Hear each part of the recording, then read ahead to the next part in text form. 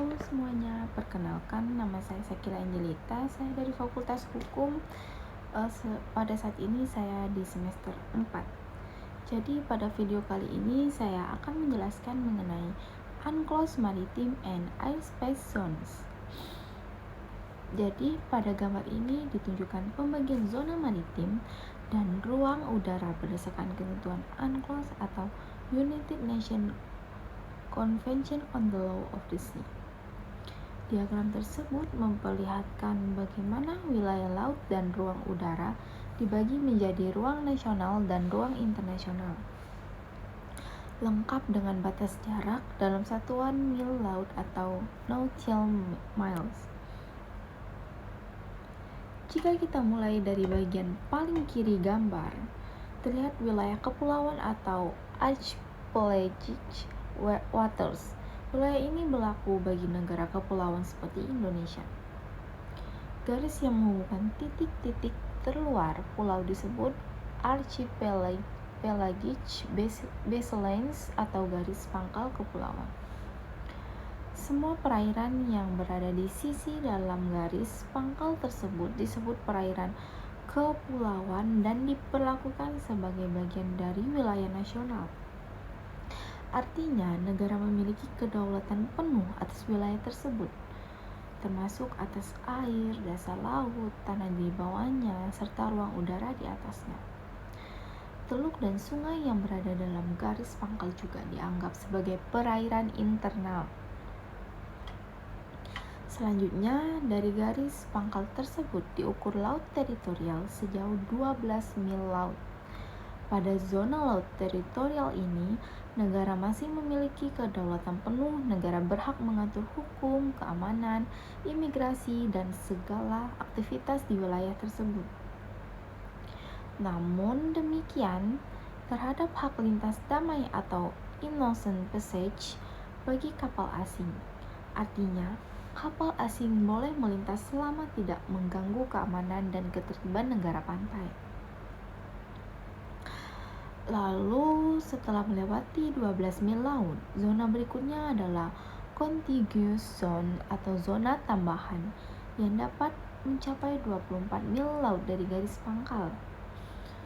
Di zona tambahan ini, negara tidak lagi memiliki kedaulatan penuh, tetapi memiliki kewenangan terbatas.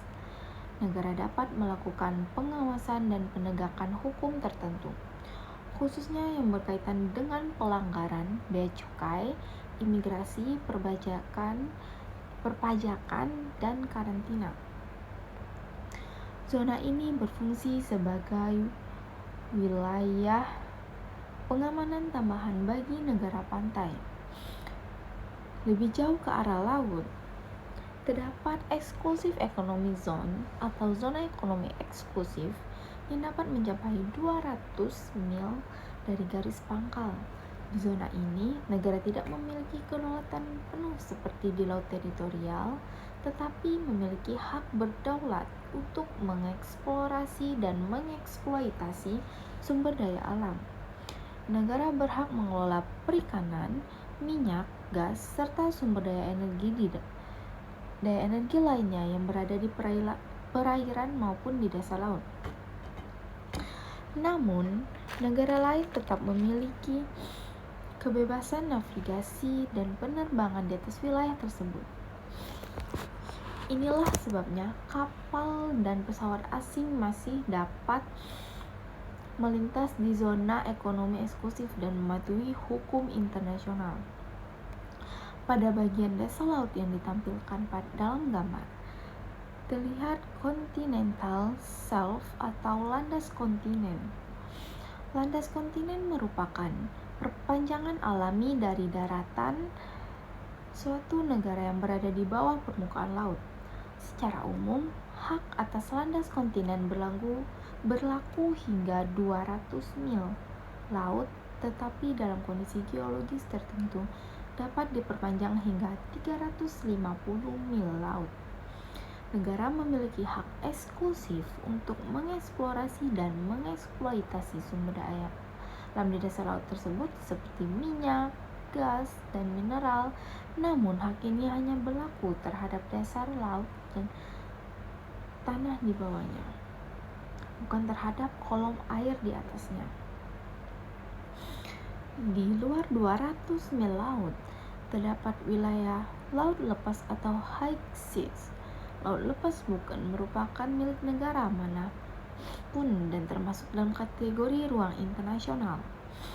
Semua negara memiliki kebebasan yang sama untuk melakukan pelayaran, penangkapan ikan, penelitian ilmiah, serta pemasangan kabel dan pipa bawah laut sesuai dengan hukum internasional.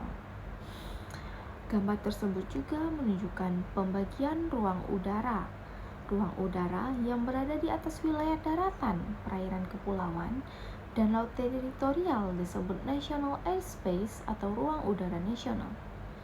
Negara memiliki kedaulatan penuh atas ruang udara nasionalnya.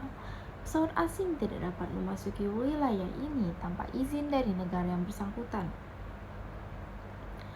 Sementara itu, ruang udara di atas laut lepas disebut International Airspace atau ruang udara internasional. Wilayah ini tidak berada di bawah kedaulatan negara manapun dan terbuka untuk penerbangan internasional sesuai dengan aturan keselamatan penerbangan global. Secara keseluruhan, gambar ini memperlihatkan perbedaan yang jelas antara national space dan international space. National space mencakup perairan kepulauan, laut teritorial, serta ruang udara di atasnya, di mana negara memiliki kedaulatan penuh. Sementara itu, international space mencakup laut lepas, dasar laut internasional, dan ruang udara internasional yang digunakan untuk kepentingan bersama seluruh umat manusia dan tidak dapat diklaim oleh satu negara saja. Bagi negara kepulauan seperti Indonesia, konsep ini sangat penting dengan diakuinya garis pangkal kepulauan. Laut yang menghubungkan pulau-pulau Indonesia tidak lagi dianggap sebagai laut bebas, melainkan sebagai bagian dari wilayah nasional.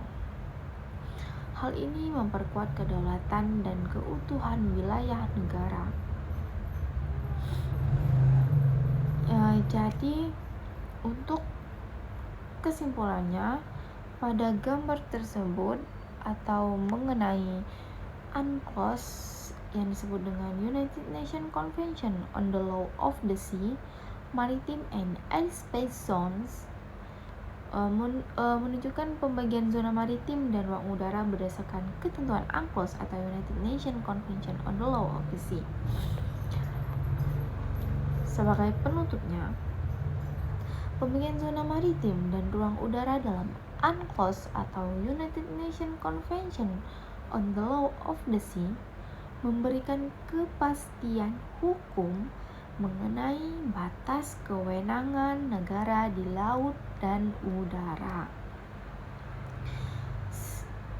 Sistem ini menciptakan keseimbangan antara kedaulatan negara dan kepentingan bersama masyarakat nasional. Dengan adanya aturan yang jelas, potensi konflik antar negara dapat diminimalkan dan pemanfaatan sumber daya laut dapat dilakukan secara lebih tertib dan berkelanjutan. Lanjut, perlu dipahami bahwa pengaturan zona maritim dalam UNCLOS bukan hanya soal pembagian wilayah, tetapi juga tentang tanggung jawab.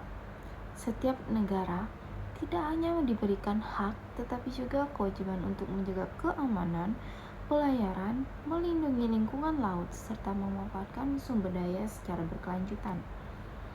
Dalam konteks global saat ini, di mana isu sengketa perbatasan, eksploitasi sumber daya, dan keamanan maritim semakin kompleks, keberadaan aturan yang jelas menjadi sangat penting.